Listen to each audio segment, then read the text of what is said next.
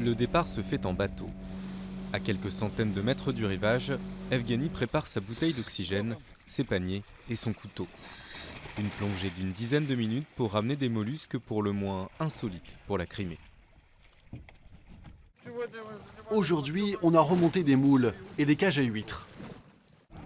Des huîtres dans la mer Noire, on n'avait pas vu cela en Crimée depuis la révolution de 1917, date à laquelle les communistes ont mis fin à cette production, trop aristocratique à leur goût. Sergueï Koulik fait figure de nouveau pionnier. Moscovite, il fait des allers-retours entre la capitale russe et la Crimée et possède le seul élevage d'huîtres et de moules de la presqu'île, une affaire pas encore rentable, mais prometteuse. Pour les huîtres, il y en a maximum 500 d'accrochés par ligne d'élevage. Donc 500 fois 2 euros, ça fait 1000 euros par ligne. Ces huîtres seraient plus douces et plus sucrées que leurs concurrentes européennes en raison d'une eau moins iodée. Pour l'heure, elles ne sont vendues qu'en Crimée, mais depuis l'embargo alimentaire décrété par Moscou envers l'Occident, les restaurateurs russes ont dû changer leur chaîne d'approvisionnement. Terminé, les huîtres françaises. Le téléphone de Sergueï n'arrête pas de sonner.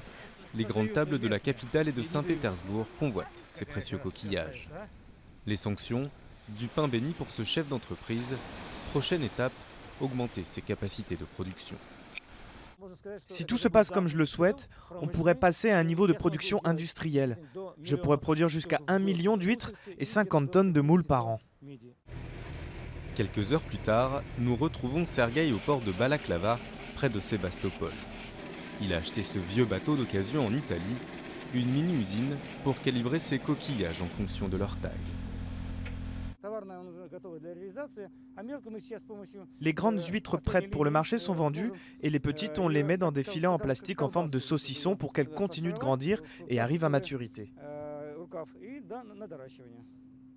Si le rêve de grandeur de Sergueï se concrétise, son vieux bateau italien sera relégué à l'âge de pierre au profit d'une production industrielle.